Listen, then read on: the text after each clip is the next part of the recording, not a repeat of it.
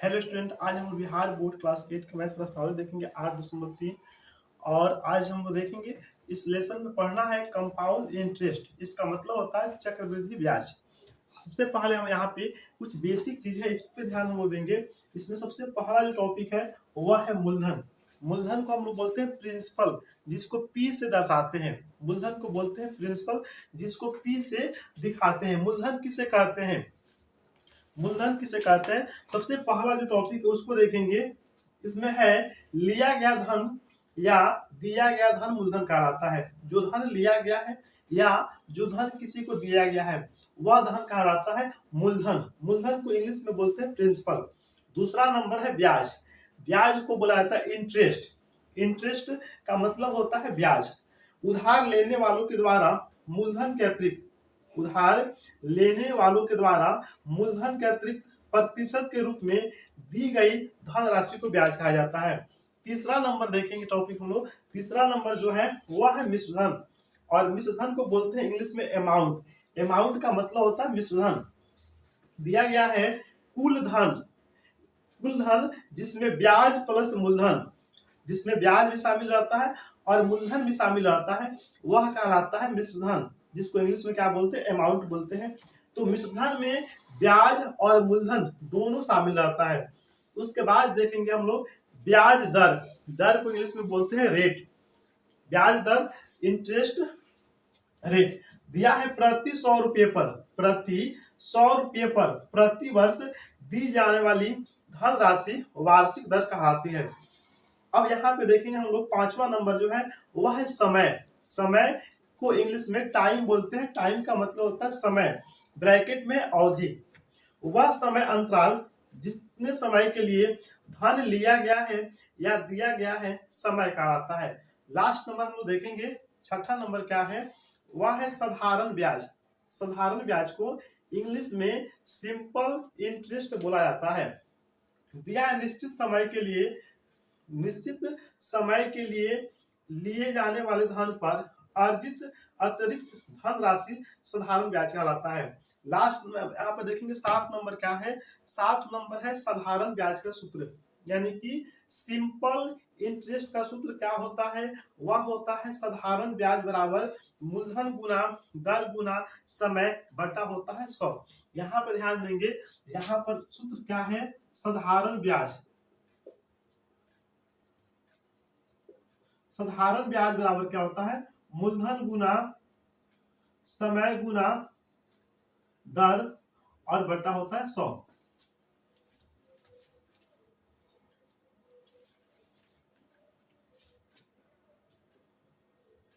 साधारण ब्याज बराबर होता है मूलधन गुना समय गुना दर। साधारण ब्याज को इंग्लिश में लिखते हैं SI। एस का मतलब होता है सिंपल और आई का मतलब होता है इंटरेस्ट। यहाँ पे जो मूलधन है, मूलधन को इंग्लिश में बोला जाता है प्रिंसिपल और इसको दिखाया जाता है पी से। और जो समय है, समय का मतलब होता है टाइम, जिसको दिखाते हैं टी से। और उसके बाद यहाँ पे दर है, दर को रेट बोला जाता है और इसको दर्शाया जाता है आर से। अब यहाँ पे हर में कितना है? 100 है, तो लिखेंगे 100। यही है साधारण ब्याज का सूत्र। यहाँ पे हिंदी में साधारण ब्याज बराबर क्या होता है? मूलधन गुना समय गुना दर और बटा में क्या होता है? 100। अब यहाँ पे है SI यानी कि सिंपल इंटरेस्ट यानी कि साधारण ब्याज। और साधारण ब्याज बराबर होता है P गुना T गुना R, यानी कि मूलधन गुना समय गुना दर और बटा क्या है? साधारण ब्याज पे हम लोग एक क्वेश्चन बनाएंगे। क्वेश्चन है कि सोहनलाल एक महाजन से, सोहनलाल जो है एक महाजन से 3000 रुपये 3 वर्ष के लिए 7% वार्षिक ब्याज की दर से उधार लिए। साधारण ब्याज तथा मिश्रधन ज्ञात कीजिए। यहाँ पे साधारण ब्याज और मिश्रधन दोनों ज्ञात करना है। सोहन जो लाल है वह 3000 रुपया किसी महाजन से लेते हैं, तो यहाँ पे लिखेंगे। अब सोहन लाल जो है महाजन से 3000 रुपया उधार लेते हैं, तो वहां पे जो 3000 रुपया है वह क्या है? प्रिंसिपल यानी कि मूलधन है, तो लिखेंगे P बराबर 3000। सोहन लाल जो महाजन से रुपया लेते हैं वह क्या हो जाएगा? वह हो जाएगा प्रिंसिपल यानी कि मूलधन। उसके बाद में क्या है? उसमें समय है और वो लेते हैं 3 वर्ष के लिए। तो 3 वर्ष के लिए लेते हैं तो टी यानी कि समय, समय कितना है यहाँ पर है 3 वर्ष।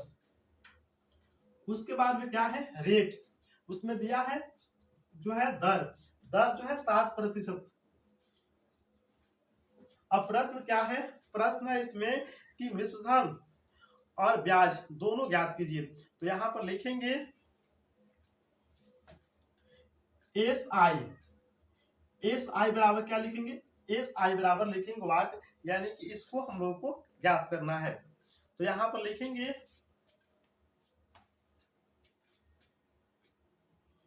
एस आई बराबर, एस आई यानी कि सिंपल इंटरेस्ट बराबर यहां पर लिखेंगे पी गुना आर गुना लिखेंगे टी, और यहाँ पे कितना लिखेंगे 100 लिखेंगे। सिंपल इंटरेस्ट यानी कि साधारण ब्याज। अब यहाँ पे लिखेंगे एस आई बराबर पी, पी कितना है यानी कि प्रिंसिपल कितना है 3000, आर रेट कितना है 7% और टाइम कितना है 3 वर्ष, और हर में कितना रखेंगे 100 यहाँ पे। अब यहाँ पे क्या करेंगे 2 जीरो से 2 जीरो यहाँ पे कैंसिल हो जाएगा।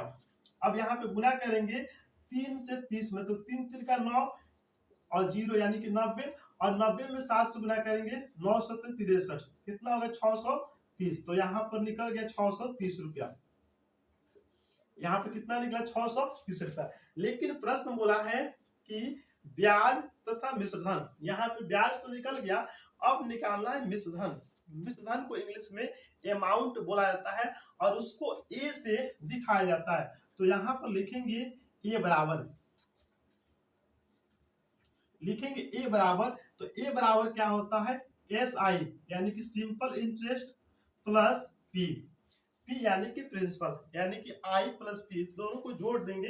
तो यहाँ पर लिखेंगे ए बराबर एस आई कितना निकला सिंपल इंटरेस्ट 630, और प्रिंसिपल मूलधन कितना है, मूलधन है 3000, दोनों जोड़ देंगे तो कितना हो जाएगा 3000 और 630 हो जाएगा 3630 रुपया।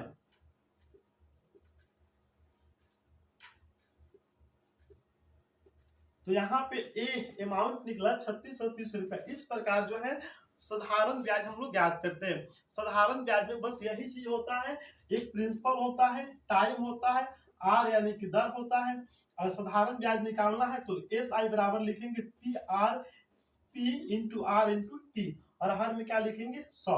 और अमाउंट का फॉर्मूला क्या होता है, अमाउंट का मतलब होता है मिश्रधन, इसका सूत्र होता है एस आई प्लस पी, यानी कि सिंपल इंटरेस्ट प्लस पी, दोनों को जोड़ देंगे तो क्या निकल जाएगा, यहाँ पे अमाउंट निकल जाएगा। अब हम लोग देखेंगे सी आई, हम लोग देखेंगे सी आई। सी आई का मतलब क्या होता है कंपाउंड इंटरेस्ट, चक्रवृद्धि ब्याज। हम लोग देखे थे कि जो साधारण ब्याज होता है उसमें साधारण ब्याज में जो साधारण ब्याज की गणना में जो मूलधन होता है सदैव स्थिर रहता है। साधारण ब्याज का गणना जब करते हैं तो जो मूलधन होता है वह सदैव स्थिर रहता है, लेकिन कंपाउंड इंटरेस्ट में क्या होता है जो इंटरेस्ट होता है वह मूलधन में ऐड हो जाता है और फिर वहां से जो है इंटरेस्ट निकलता है। तो यहाँ पे देखेंगे हम लोग कंपाउंड इंटरेस्ट यानी कि चक्रवृद्धि ब्याज। अगर हम लोग को इसमें चक्रवृद्धि ब्याज का मिश्रधन निकालना है, चक्रवृद्धि ब्याज का मिश्रधन यानी कि अमाउंट निकालना है, तो लिखेंगे ए बराबर पी, यहाँ पर लिखेंगे 1 आर बटा 100, और पावर लिखेंगे टी यानी कि टाइम। अगर चक्रवृद्धि ब्याज का मिश्रधन यानी कि अमाउंट निकालना है तो क्या लिखेंगे, ए बराबर लिखेंगे पी इंटू 1 प्लस आर बटा 100 लिखेंगे। लेकिन अगर चक्रवृद्धि ब्याज का सी आई निकालना, अगर यहाँ पे सी आई निकालेंगे, चक्रवृद्धि ब्याज निकालेंगे सी आई, तो सी आई बराबर क्या हो जाएगा, सी आई बराबर होगा ए माइनस पी, सी आई बराबर होगा ए माइनस पी, यानी कि अमाउंट में से प्रिंसिपल को हटाएंगे। यहाँ पे लिखेंगे पी, यहाँ पे 1 प्लस आर बटा 100, यहाँ पे लिखेंगे टी और माइनस यहाँ पे लिखेंगे 1। अगर चक्रवृद्धि ब्याज निकालना है कंपाउंड इंटरेस्ट तो यहाँ पे इस सूत्र का प्रयोग करेंगे, P यहाँ पे इंटू 1 है प्लस R/100 पावर T है -1।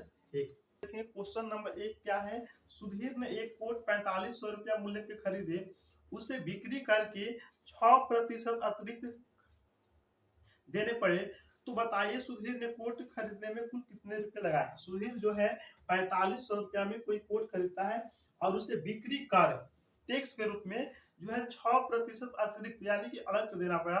तो सुधीर ने कोट खरीदने के लिए कुल कितने रुपए लगाए। तो सबसे पहले यहाँ पे हम लोग क्या लिखेंगे, यहाँ पे लिखेंगे 1 और यहाँ पे लिखेंगे हल, लिखेंगे प्रश्न से।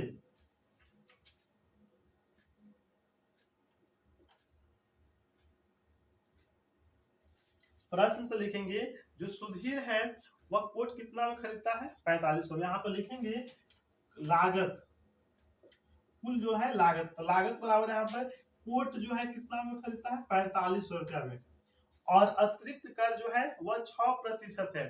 तो यहाँ पर लिखेंगे 4500 प्लस 4500 का 6%, तो 6 और प्रतिशत है तो हर में क्या लिखेंगे, हर में लिखेंगे 100।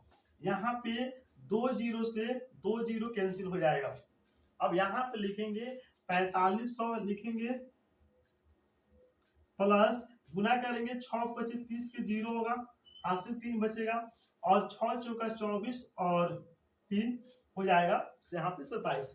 दोनों जोड़ देंगे तो जोड़ने पर कितना हो जाएगा 4770 रुपया हो गया। तो कुल जो लागत है वह कितना है, वह है 4770 रुपया। अब हम लोग देखेंगे क्वेश्चन नंबर 2। क्वेश्चन नंबर 2 क्या है, एक दुकानदार ने अपनी दुकान से 3 महीनों की बिक्री के बाद 4500 रुपया वैट के रूप में जमा किया। यदि वैट की दर 4% हो तो यह बताइए कि उसने कितनी मूल राशि का सामान बेचा। अगर वैट जो है उसका दर 4% हो तो कितनी मूल राशि का सामान बेचा। तो सबसे पहले हम मानेंगे कि माना कि यहाँ पर लिखेंगे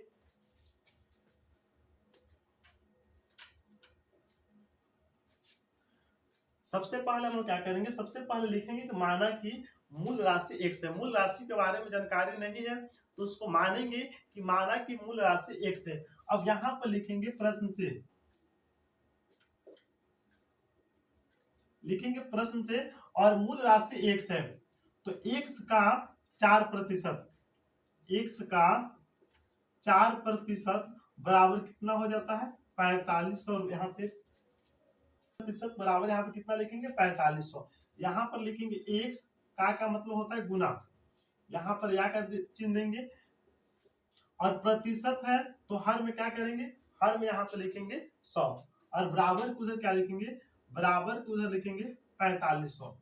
अब यहाँ पर x बराबर लिखेंगे, यहाँ पे जो 100 है वह भाग में है और भाग बराबर को उधर जाएगा तो गुना में हो जाएगा। यहाँ पर लिखेंगे 4500, ये भाग है, भाग बराबर को उधर गया तो गुना हो गया, और ये गुना में है और बराबर किधर आएगा तो भाग में हो जाएगा। अब यहाँ पे 4 एकम 4 और 2500 का क्या होता है 100। 25 से गुना करेंगे एक समान निकालने के लिए। यहाँ पे 2 जीरो है तो सबसे पहले 2 जीरो लिखेंगे। 25 25 होता है 125, और 125 का 5 125 है, और 125 का 5 हासिल बच गया 12। 25 चौका होता है 100, और यहाँ पे हासिल जो है 12 है, जोड़ देंगे तो हो जाएगा 112। अब यहाँ पे जो है 1,12,500 रुपया, यानी कि जो मूल राशि था वो कितना था 1,12,500 रुपया। एक्स का मान कितना निकला 1,12,500। अब हम देखेंगे क्वेश्चन नंबर 3। क्वेश्चन नंबर 3 क्या है, रजिया ने एक दवा विक्रेता के यहाँ से, रजिया नाम की कोई लड़की है, वह दवा विक्रेता के यहाँ से 625 रुपया अंकित मूल्य की दवाई खरीदी और उस पर 12 रुपया 50 पैसा अतिरिक्त कर दिया। बताइए कि अतिरिक्त कर की दर प्रतिशत क्या थी। रजिया नाम की कोई लड़की है जो किसी दवा की दुकान से 625 रुपया अंकित मूल्य की दवा खरीदती है और जो है 12 रुपया 50 पैसा अतिरिक्त कर देती है। तो बताना है कि अतिरिक्त कर का दर प्रतिशत क्या था। तो सबसे पहले यहाँ पे लिखेंगे प्रश्न से, और यहाँ पे प्रश्न क्या बोला है, अतिरिक्त कर की दर प्रतिशत। यहाँ पे लिखेंगे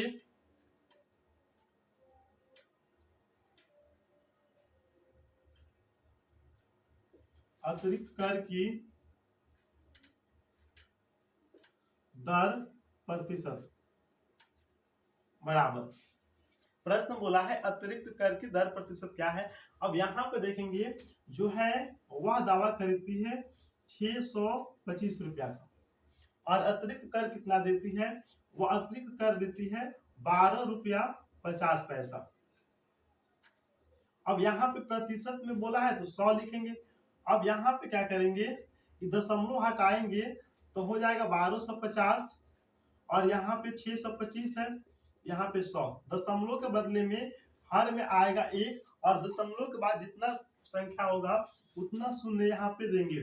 तो इस 100 से 100 कैंसिल हो गया, 625 एकम 625, और 625 दूना क्या होता है 1250। तो जो कर था वह कितना था, वह था 2%।